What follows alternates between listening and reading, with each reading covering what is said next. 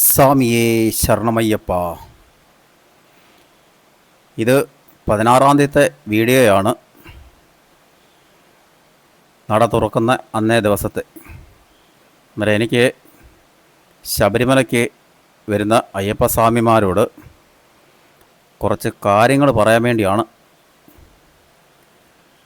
അതിലെ ഒന്നാമത്തെ കാര്യം, ഇതെൻ്റെ വ്യക്തിപരമായ ഒരു അഭിപ്രായമാണ്. നിലയ്ക്കെ തൊട്ട് പമ്പ വരെ അമിതമായ വാഹനത്തിരക്കും ബ്ലോക്കുവാണ്. ഞാൻ എൻ്റെ വണ്ടി നിലയ്ക്കൽ ഇട്ടിട്ട് ബസ്സിന് വന്നിട്ട് പോലും 1.5 മണിക്കൂർ എടുത്തു. മറിച്ച് അതൊരു കാറിനാണ് വരുന്നതെങ്കിൽ അതിൽ കൂടുതൽ സമയമെടുക്കും. KSRTC സ്വഭാവം അറിയാമല്ലോ, അവർ എങ്ങും സ്ഥലം കിട്ടിയില്ലെങ്കിൽ ഓട്ടോറിക്ഷയുടെ കീഴിൽ കൂടെ കയറി പോകാൻ നോക്കുന്നവരാണ്. ആ വണ്ടിയിൽ 16-ാം തീയതി 10 മണി സമയത്ത്, പകൽ രാവിലെ 10 മണി സമയത്ത് വരുമ്പോൾ തന്നെ ഒരു 1.5 മണിക്കൂർ എടുത്ത് ഞാൻ പമ്പയിലെത്താൻ. അതുകൊണ്ട് വാഹനം നേരെ നിലയ്ക്കൽ ഒതുക്കുക, ബസ്സിന് കയറി പമ്പയ്ക്ക് വരുന്നതാണ് എൻ്റെ അഭിപ്രായത്തിൽ ഏറ്റവും നല്ലത്. അതുപോലെ തന്നെ സ്പോട്ട് ബുക്കിംഗ് ഗണപതി അമ്പലത്തിൻ്റെ അവിടെ ഇല്ല. എന്നാൽ ഗണപതി അമ്പലത്തിൻ്റെ അവിടെ ഒരു കൗണ്ടർ തുറന്നിട്ടുണ്ട്. അത് അംഗവൈകല്യം ഉള്ളവർക്കും സീനിയർ സിറ്റിസനും വേണ്ടി മാത്രമുള്ളതാണ് ആ സ്പോട്ട് ബുക്കിംഗ് കൗണ്ടർ. നമ്മുടെ കൂട്ടത്തിൽ അംഗവൈകല്യം ഉള്ള ഒരാളോ അല്ലെങ്കിൽ സീനിയർ സിറ്റിസൺ ആയിട്ടുള്ള ഒരാളോ ഉണ്ട് എന്ന് വിചാരിച്ച് നമ്മുടെ കൂട്ടത്തിലുള്ള എല്ലാവർക്കും അവിടുന്ന് അവരെ കൊണ്ട് എടുപ്പിക്കാം എന്ന് വിചാരിക്കേണ്ട. ആരാണോ ആ ഒറ്റ ഒരാൾക്ക് മാത്രമേ അവിടുന്ന് സ്പോട്ട് ബുക്കിംഗ് ചെയ്യാൻ പറ്റത്തുള്ളൂ. പിന്നെ പമ്പയിൽ നമ്മൾ KSRTC ബസ് ഇറങ്ങി, നമ്മൾ സ്റ്റെപ്പ് ഇറങ്ങി, ഒരു 2 പേർക്ക് നടന്നു പോകുന്ന ആ കൊച്ചു പാലം കയറി നമ്മൾ ഗ്രൗണ്ട് ഫ്ലോറിൽ വന്ന് നമ്മൾ നടപ്പന്തലിലേക്ക് കയറുന്നു. പമ്പയിൽ അതിൻ്റെ വലത്തെ സൈഡിൽ ഹോട്ടലുകളും മറ്റ് കടകളും. ഇതിൻ്റെ നടുഭാഗത്തൂടെ ഒരു 2-3 മീറ്റർ വീതിക്ക് സ്ഥലമുണ്ട്. ആ സ്ഥലത്തുകൂടെ കുറേ ഉള്ളിലേക്ക് കയറി ചെല്ലുമ്പം ഇതേണ്ട ഈ കാണുന്നത്, ഇത് സ്പോട്ട് ബുക്കിങ്ങിനുള്ള സ്ഥലമാണ്. ഇവിടെ സ്പോട്ട് ബുക്കിങ്ങിനും വരുന്നത് അത്ര പന്തിയല്ല. കാരണം എന്താണെന്ന് ചോദിച്ചു കഴിഞ്ഞാൽ, അമിതമായ അയ്യപ്പന്മാരുടെ തിരക്കും കാരണമൊക്കെ ആയതുകൊണ്ട് ഇതിൻ്റെ അകത്തൂടെ എല്ലാം നുഴഞ്ഞു കയറി ഇവിടെ വരണമെങ്കിൽ തന്നെ നല്ലൊരു പണിയാണ്. പിന്നെ 2, പോലീസുകാർ നമ്മൾ സ്പോട്ട് ബുക്കിങ്ങിന് പോകുവാണോ അതോ അതുവഴി നുഴഞ്ഞു കയറി പോകാനൊക്കെ കൊണ്ട് വേണ്ടിയാണോ എന്നുള്ള ധാരണയിൽ അവർ കയറ്റി വിടുന്ന കാര്യവും വലിയ പാടാണ്. സ്വാമിയേ ശരണമയ്യപ്പ. അന്നേരം അയ്യപ്പസ്വാമിമാർ ഓൺലൈനിൽ ബുക്ക് ചെയ്ത് വരാൻ പറ്റുമെങ്കിൽ അത് നോക്കുക. അതില്ല എന്നുണ്ടെങ്കിൽ വാഹനത്തിൽ, സ്വന്തം വാഹനത്തിൽ വരുന്നവരാണെങ്കിലും ബസ്സിന് വരുന്നവരാണെങ്കിലും നേരെ നിലയ്ക്കൽ കയറി വാഹനം പാർക്ക് ചെയ്യുക. പാർക്ക് ചെയ്തിട്ട് നേരെ KSRTC ബസ് സ്റ്റാൻഡിൻ്റെ അവിടെ വരിക.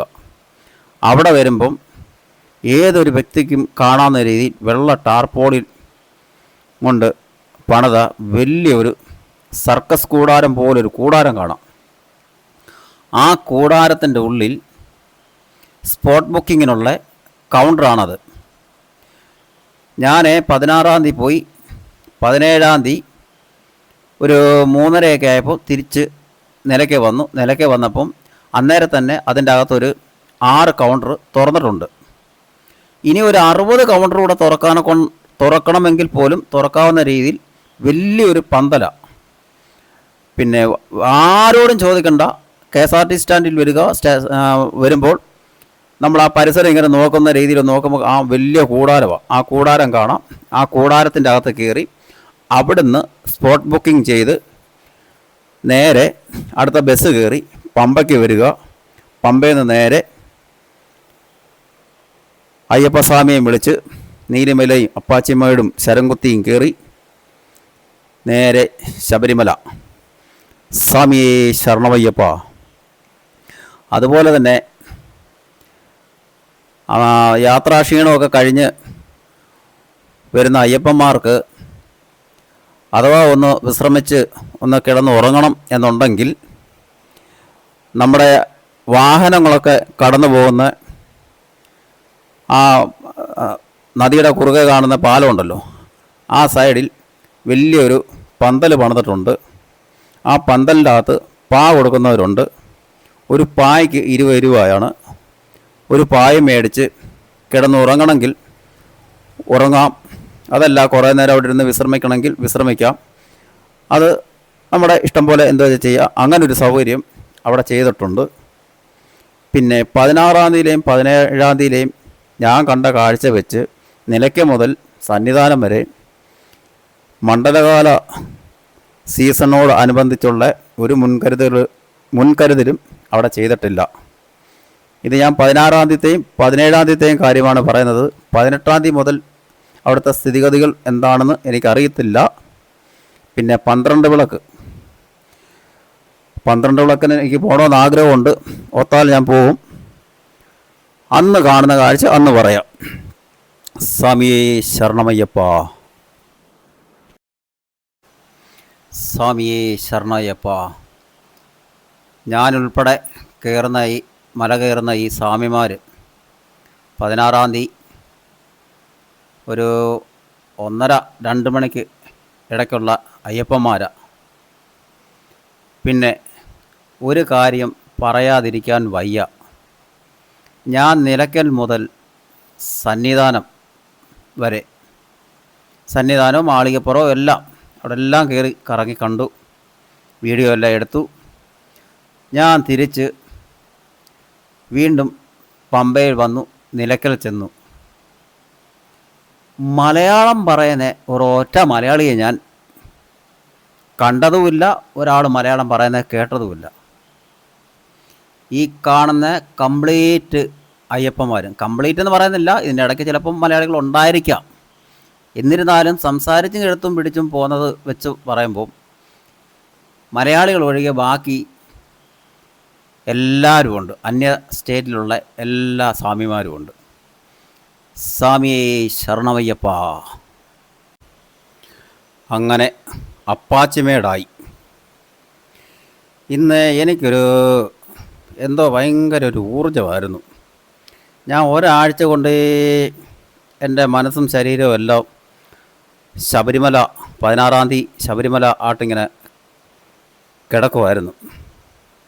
ഞാൻ ഈ പ്രാവശ്യം പമ്പയെന്ന് സന്നിധാനത്ത് ചെന്നതേ അറിഞ്ഞില്ല. എന്താണെന്ന് എനിക്കറിയത്തില്ല.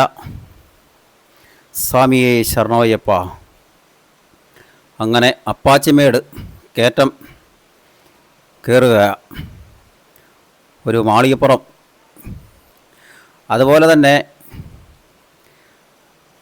അത്യാവശ്യം നല്ല തണുപ്പുണ്ട്. അതായത് വൃശ്ചികമാസം രാത്രി 1-ാം തീയതി രാത്രി ഞാൻ അവിടെ, 1-ാം തീയതി രാത്രിയല്ല, തുലാമാസം 30-ാം തീയതി രാത്രി ഇരുട്ടി വെളിക്കുന്നത് വൃശ്ചികം 1. അത്യാവശ്യം നല്ല തണുപ്പായിരുന്നു. ഇത് വൃശ്ചികം ഒരു 10-15 ആകുമ്പോഴത്തേക്ക് അതിശക്തമായ തണുപ്പായിരിക്കും. അന്നേരം ശാരീരിക ബുദ്ധിമുട്ടുള്ളവരും കുട്ടികളുമായിട്ടും വരുന്ന ആൾക്കാർ, സ്വാമിമാർ തണുപ്പിനെ പ്രതിരോധിക്കാനുള്ള കമ്പിളിയും അല്ലെന്നുണ്ടെങ്കിൽ അതേ കണക്കുള്ള ഷർട്ടുകളും ഒക്കെ ആയിട്ട് വേണം വരാൻ. പ്രത്യേകിച്ച് രാത്രി മല കയറാൻ വേണ്ടി വരുന്നവർ. അതുപോലെ തന്നെ രാത്രി മല കയറി തൊഴുത് അന്ന് തന്നെ ഇറങ്ങാൻ പറ്റത്തില്ലെങ്കിൽ അന്നവിടെ സന്നിധാനത്ത് തന്നെ ആയിരിക്കുമല്ലോ, അല്ലെന്നുണ്ടെങ്കിൽ മലക്കൂട്ടത്തോ ഇങ്ങനെ എവിടെയെങ്കിലും ക്യൂവിലായിരിക്കും. അന്നേരം തണുപ്പിനെ പ്രതിരോധിക്കാനുള്ള മുൻകരുതൽ ചെയ്തോണം. നല്ല തണുപ്പുണ്ട്, അതുകൊണ്ട് തന്നെ നല്ല മഞ്ഞും. സ്വാമിയേ ശരണമയ്യപ്പ. ഈ പോലീസുകാരുടെ അടുത്തൊക്കെ കുറച്ച് നേരം ഇരുന്ന് കാര്യം പറഞ്ഞുകൊണ്ടിരിക്കുമായിരുന്നു ഞാൻ കുറേ നേരം. സ്വാമിയേ ശരണമയ്യപ്പ, സ്വാമിയേ ശരണമയ്യപ്പ. അതുപോലെ തന്നെ വൃശ്ചികം 1-ാം തീയതി പമ്പ മുതൽ സന്നിധാനം വരെ ക്യൂ ആയിരുന്നു. ഞാൻ ആ വീഡിയോ ചെയ്തിട്ടുണ്ട്, ആ വീഡിയോ കാണണം. പമ്പ ശബരിമല ക്യൂ എന്ന് പറഞ്ഞുകൊണ്ട്. അന്നേരം ഞാൻ അത് പറയാൻ കാര്യം, ഇനി ഓരോ ദിവസവും കഴിയും തോറും അയ്യപ്പസ്വാമിമാരുടെ തിരക്ക് വർദ്ധിച്ചുകൊണ്ടിരിക്കും. അന്നേരം രാത്രികാലങ്ങളിൽ വരുന്നവർ തണുപ്പിൻ്റെ കാര്യം ഞാൻ പറഞ്ഞത് മറക്കല്ല്. പ്രത്യേകിച്ച് ഈ ആസ്മയുടെയൊക്കെ അസുഖമൊക്കെ ഉള്ളവരും ഒക്കെയാണ് ഒന്നുകൂടെ ശ്രദ്ധിക്കേണ്ടത്. സ്വാമിയേ ശരണമയ്യപ്പ. അങ്ങനെ ശബരിപീഠം കഴിഞ്ഞു, മരക്കൂട്ടം അടുക്കാറായി. മരക്കൂട്ടത്തുനിന്ന് നമ്മൾ ഇറങ്ങി വരുന്ന ആ വഴിയല്ല കയറ്റി വിടുന്നത്, മരക്കൂട്ടം ശരംകുത്തി വഴി തിരിച്ചു വിടുക. കാരണം ഇപ്പോൾ ഞാൻ ഇതൊരു 2:30 ആയതേ ഉള്ളൂ. ഇപ്പം തന്നെ നല്ല തിരക്കാണ്. ഇതുവഴിയാണ് കയറ്റി വിടുന്നത്. ഇനിയും മണ്ഡലകാലം മകരവിളക്ക് കഴിഞ്ഞ് നട അടയ്ക്കുന്നിടം വരെ ഈ വഴിയെ തന്നെയാണ് വിടുന്നത്. ഈ വഴി വരുമ്പോൾ ശ്രദ്ധിക്കണം. നമ്മുടെ അട്ട ഒരുപാട് ഉള്ള സ്ഥലമാണ്. എനിക്ക് 2-3 കടി കിട്ടി. ഈ അട്ട കടിച്ചു കഴിഞ്ഞാൽ അറിയത്തതുമില്ല. കടിച്ച് രക്തം ഊറ്റി കുടിച്ച് അത് പോയി പിന്നെ ചൊറിച്ചിൽ വരുമ്പോഴേ അറിയത്തുള്ളൂ. അതുകൊണ്ട് ഇടയ്ക്കിടയ്ക്ക് കാല് ഒക്കെ ശ്രദ്ധിച്ചോണം. പിന്നെ കുട്ടികൾ ഒക്കെ ഉണ്ടെന്നുണ്ടെങ്കിൽ ശ്രദ്ധിച്ചോണം. ഇത് കടിച്ച് എല്ലാം കഴിഞ്ഞ് പിന്നെ അവിടെ എല്ലാം ചൊറിഞ്ഞ്, കുട്ടികളൊക്കെ ആകുമ്പോൾ ചൊറിഞ്ഞ് അത് ഒരു വ്രണം പോലെ അങ്ങ് ആവും. ഈ അട്ട എന്ന് പറയുന്നത് നമ്മുടെ നാട്ടിൽ പലയിടത്തും അതിന് പല പേരാണ് പറയുന്നത്. ചിലർ കണ്ണട്ട എന്ന് പറയും, ചിലർ കുളയട്ട എന്ന് പറയും, ചിലർ ഇതിനെ പുഴുവെന്നും പറയും. സ്വാമിയേ ശരണമയ്യപ്പ. നമ്മുടെ ഈ മരക്കൂട്ടം തൊട്ട് ആ നടപ്പന്തലി ചെല്ലുന്ന ആ ഭാഗം വരെ അത് ശരിക്കുള്ള ഏറിയ. ഇവരൊക്കെ ദൂരെ ദൂരെ സ്ഥലങ്ങളിൽ നിന്ന് ശബരിമല ഡ്യൂട്ടിക്കായിട്ട് വന്ന പോലീസുകാരാണ്. അവരോടെല്ലാം ഞാൻ പറഞ്ഞ് രാവിലെ ഡ്യൂട്ടിക്ക് വരുമ്പം ശകലം ഉപ്പ് നീര് കാലിൻ്റെ അവിടെ നിന്ന് മേപ്പോട്ട് പുരട്ടിക്കൊണ്ട് വരണം. ഈ ഉപ്പ് നീര് ഇവൻ കയറി കടിക്കത്തില്ല. അവർ ഓക്കെ ചേട്ടാ എന്ന് പറഞ്ഞ് ചില കാര്യം തന്നെ അവരത് ഓക്കെ പറയാൻ കാര്യം അവരൊക്കെ ഇന്നലെ വന്നതാണ്. അതുകൊണ്ട് തന്നെ അവർക്ക് കടി കിട്ടുകയും ചെയ്തായിരുന്നു. അങ്ങനെ ശരംകുത്തിയായി. ഇനി കുറച്ചുകൂടെ ഒരു 1/4 കിലോമീറ്ററൂടെ നടന്നു കഴിഞ്ഞാൽ നടപ്പന്തലിൽ ചെല്ലും. സ്വാമിയേ ശരണമയ്യപ്പ. അതുപോലെ തന്നെ 18-ാം പടിയുടെ അവിടെ കയറി മുകളിലല്ല, ആ 18-ാം പടി ചവിട്ടാൻ കയറുന്നതിൻ്റെ ആ ഫ്ലോറിൽ ഇടത്തെ സൈഡാണ് അരവണ അപ്പവും വിൽക്കുന്നത്. ഇതല്ലാതെ വേറെയും കൗണ്ടറുണ്ട്. അയ്യപ്പസ്വാമിയെ കണ്ട് സങ്കടമെല്ലാം ബോധിപ്പിച്ച് അപ്പുറത്ത് എല്ലാം ബോധിപ്പിച്ച് പറഞ്ഞ് അപ്പുറത്തൂടെ ഇറങ്ങി മാളികപ്പുറത്തിൻ്റെ അവിടെ വരിക. മാളികപ്പുറത്തമ്മയെല്ലാം കണ്ട് തൊഴുത് സങ്കടമെല്ലാം പറഞ്ഞ് അവിടെ നിന്ന് ഇറങ്ങിയതിന് ശേഷം നേരെ സിവിൽ ക്യൂവിലോട്ട് കയറാൻ തുടങ്ങുന്ന അതിൻ്റെ അങ്ങേ സൈഡ് എന്ന് പറഞ്ഞാൽ വെളിയിലൊന്നും അല്ല, അങ്ങേ അപ്പുറത്തെ ഭിത്തി ഭാഗം എന്ന് പറയാം. ഒരു 10-20 കൗണ്ടർ തുറന്നിട്ടുണ്ട്. അവിടെ ചെന്നാലും അപ്പവും അരവണയും കിട്ടും. ഇവിടെ അമിതമായ തിരക്കാണെന്നുണ്ടെങ്കിൽ, അല്ലെന്നുണ്ടെങ്കിൽ ഇവിടെ വന്ന് അണ്ടർ പാസിങ് വഴിയൊക്കെ ഉന്തിത്തള്ളി പോകാതെ അവിടുന്ന് തന്നെ അപ്പവും അരവണയും വാങ്ങിയിട്ട് താഴോട്ട് ഇറങ്ങി വരാൻ പറ്റും. സ്വാമിയേ ശരണമയ്യപ്പ. അതുപോലെ തന്നെ നമ്മൾ തൊഴാൻ വരുമ്പോൾ തന്നെ നമ്മുടെ ആ 18-ാം പടിയുടെ താഴത്തെ ആ ഗ്രൗണ്ട് ഫ്ലോർ ഉണ്ടല്ലോ, അതിൻ്റെ അങ്ങേ സൈഡിലും ഇങ്ങേ സൈഡിലുമായിട്ട് വഴിപാടിനുള്ള കൂപ്പൺ കൊടുക്കുന്ന കൗണ്ടറുണ്ട്. അന്നേരം നമ്മൾ ഇവിടുന്ന് തന്നെ നെയ്യഭിഷേകത്തിനും അല്ലെന്നുണ്ടെങ്കിൽ മറ്റെന്തെങ്കിലും വഴിപാട് നടത്തണമെന്നുണ്ടെങ്കിൽ അതിനുള്ള രസീത് എടുത്തുകൊണ്ട് കയറി പോവുകയാണെന്നുണ്ടെങ്കിൽ സന്നിധാനത്ത് അയ്യപ്പസന്നിധി ഞാൻ പറയാതെ തന്നെ പോയിട്ടുള്ളവർക്കറിയാലോ, അമിതമായ തിരക്ക്. മണ്ഡലകാലം കൂടെ ആയതുകൊണ്ട് അമിതമായ തിരക്കാണ്. അവിടെ ചെന്ന് മണിക്കൂറുകളോളം ചിലപ്പം ടിക്കറ്റ് എടുക്കാൻ നിൽക്കേണ്ടി വരും.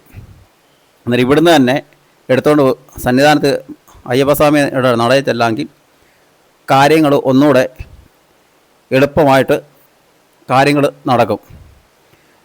ഞാൻ തിരക്കിയപ്പോൾ ഒരു 10-12 കൗണ്ടർ അവിടെ തുറന്നിട്ടുണ്ട് എന്നാണ് അറിയാൻ കഴിഞ്ഞത്. സ്വാമിയേ ശരണമയ്യപ്പ.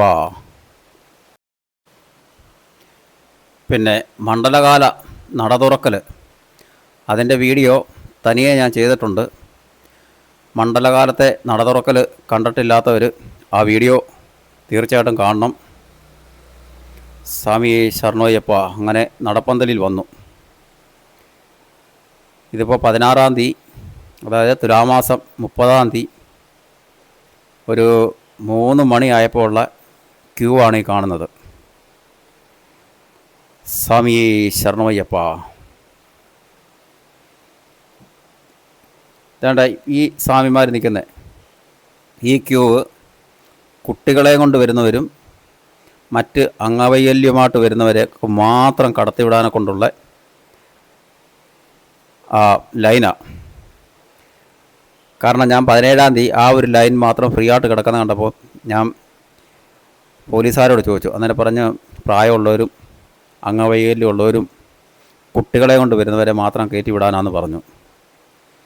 അതൊരു നല്ല കാര്യമാണ്. അല്ലെന്നുണ്ടെങ്കിൽ കൊച്ചു കുട്ടികളെ കൊണ്ടൊക്കെ വന്നാൽ ആ തിരക്കിൻ്റെ അകത്ത് നിന്ന് കുട്ടികളുടെ ഭയങ്കര ക്ഷീണമാണ്, ശരീരവും നല്ല കണ്ടമാനം ടയേർഡാവും. അങ്ങനെ ഒരു ഉപകാരം ചെയ്തിട്ടുണ്ട്. പിന്നെ ഇതിനിടയ്ക്ക് ഈ പോലീസുകാർ അങ്ങോട്ടോ ഇങ്ങോട്ടോ മാറുമ്പം ചില വിദഗ്ധ സ്വാമിമാർ ഈ ഗ്രില്ലിൻ്റെ അകത്ത് ഇറങ്ങി മുമ്പോട്ട് നടന്നു പിന്നെ ഇവിടെ ഗ്യാപ്പ് കിട്ടുന്ന അതുവഴിയൊക്കെ കയറും. സ്വാമിയേ ശരണമയ്യപ്പ. അങ്ങനെ തുലാമാസം നട തുറക്കൽ ചടങ്ങുകളെല്ലാം കഴിഞ്ഞ്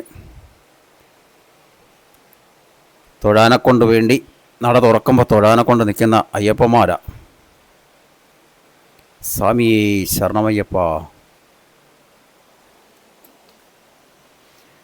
വാവർനട, നടയൊക്കെ തുറന്നു. വാവർനട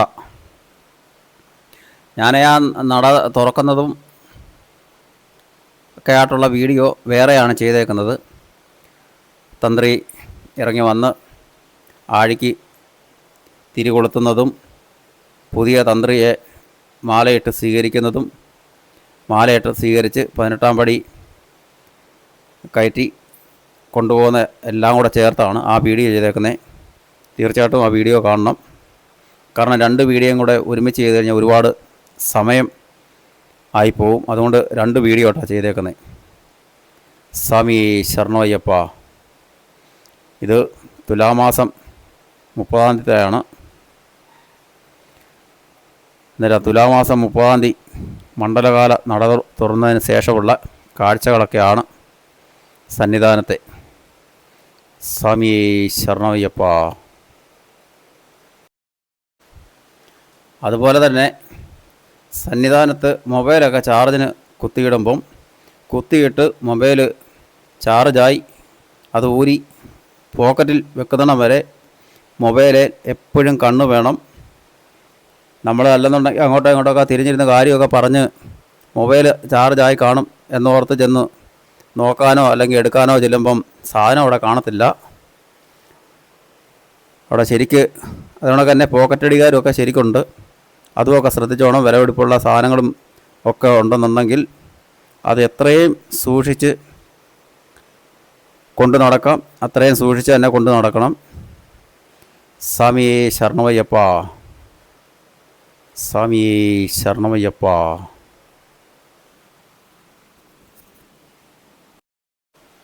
അതുപോലെ തന്നെ സന്നിധാനത്ത് വന്നാൽ എവിടെ ഒക്കെ വിരിച്ച് കിടന്നുറങ്ങാം എന്നുള്ളതിനെ പറ്റിയെല്ലാം ഞാൻ വീഡിയോ ചെയ്തിട്ടുണ്ട്.